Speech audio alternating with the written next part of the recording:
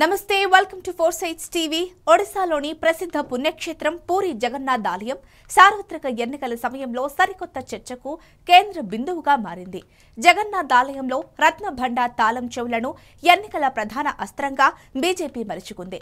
అక్కడ ఎన్నికల సందర్భంగా ప్రధాని మోడీ ఒడిశాలో పూరి జగన్నాథ్ ఆలయాన్ని దర్శించుకున్నారు, పూజలు చేశారు. ఆ తర్వాత ఎన్నికల ర్యాలీలో పాల్గొన్నారు.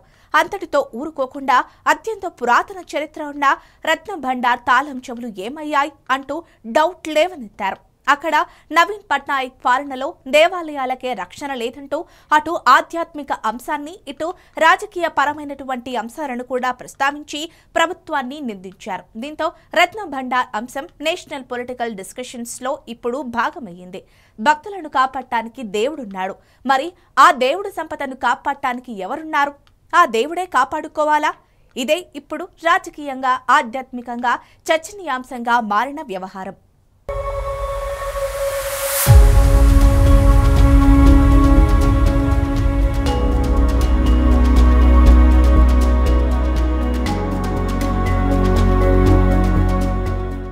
అప్పట్లో కేరళ అనంత పద్మనాభస్వామి ఆలయం నేలమాళిగల వ్యవహారం దేశంలో పెద్ద చర్చ లేపింది.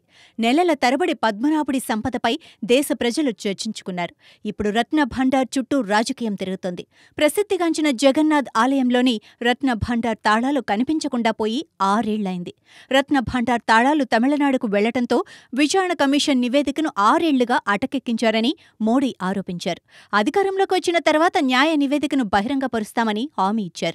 ఖజానాకు డూప్లికేట్ తాళాలను కనుగొన్నామని ప్రభుత్వం చెబుతుంటే ఒరిజినల్ తాళాలు లేకుండా డూప్లికేట్ తాళాలు ఎలా వచ్చాయని మోడీ ప్రశ్నించారు. ఆపై బీజేపీ నేతలు కూడా రాష్ట్ర ప్రభుత్వంపై అనేక ఆరోపణలు చేశారు.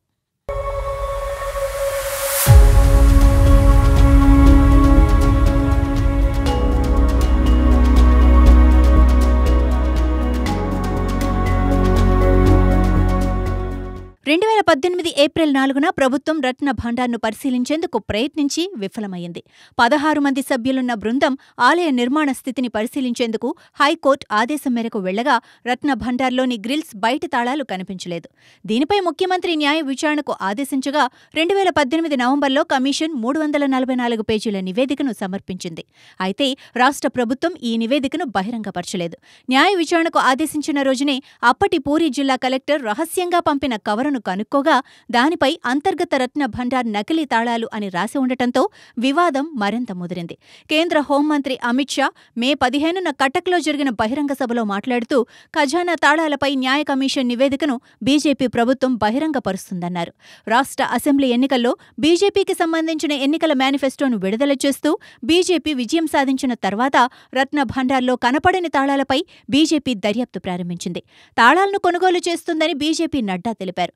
తమిళనాడుకు చెందిన పాండ్యన్ నగలుంచిన గది తాళాలను దాచిపెట్టారని ఆరోపిస్తూ అస్సాం ముఖ్యమంత్రి హిమంత బిశ్వశర్మ బీజేడీపై తీవ్ర ఆరోపణలు చేశారు. షా, నడ్డా వంటి బీజేపీ నేతలు కూడా ఆలయ సింహద్వారం గుండా ప్రవేశించే భక్తుల ప్రక్రియను సులభతరం చేసేందుకు ఆలయ 4 ద్వారాలను తెరుస్తామని హామీ ఇచ్చారు. సింగిల్ గేటు ప్రవేశం వల్ల ఎండ వేడిమికి గంటల తరబడి వేచి ఉండే భక్తులకు ఇబ్బందిగా మారిందన్నారు.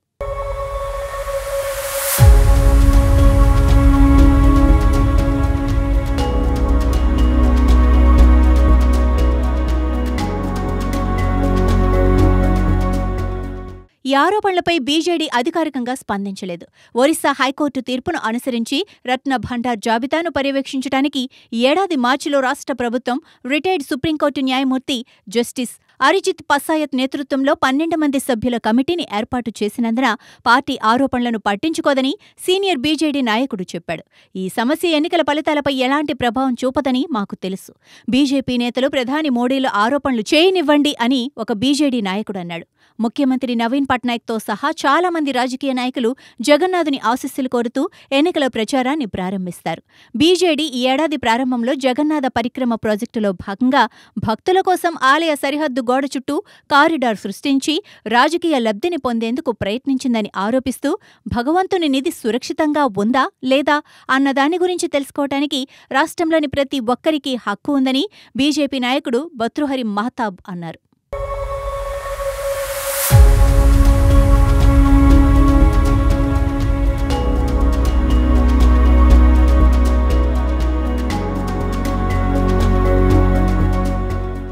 గత శతాబ్దంలో జగన్నాథి ఆలయంలో ఖజానాను 4 సార్లు అనగా 1905, 1926, 1979, 1984లలో మాత్రమే లెక్కించారు.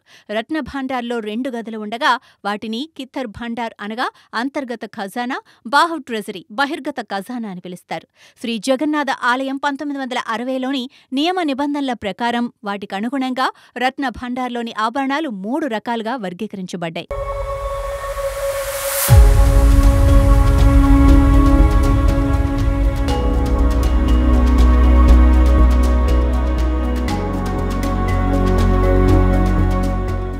కితా భాండార్లో ఉంచబడిన నగలను ఎప్పుడూ వాడని నగలు అని కేటగిరీలో 1లోకొస్తాయి. పండుగలకు వాడే ఆభరణాలు కేటగిరీ 2లోకొస్తాయి. రోజువారీ నగలను కేటగిరీ 3లో ఉంచారు. జగన్నాథ దేవాలయం 1960 నియమ నిబంధనల మేరకు రత్న భాండార్లోని నగలను ప్రతి 6 నెలలకొకసారి లెక్కించి తాళాలు కలిగిన అధికారి ఆడిట్ చేయించాలి. 1978 మే 13, జూలై 23 మధ్య చివరిసారిగా ఖజానా ఆడిట్ చేయబడింది.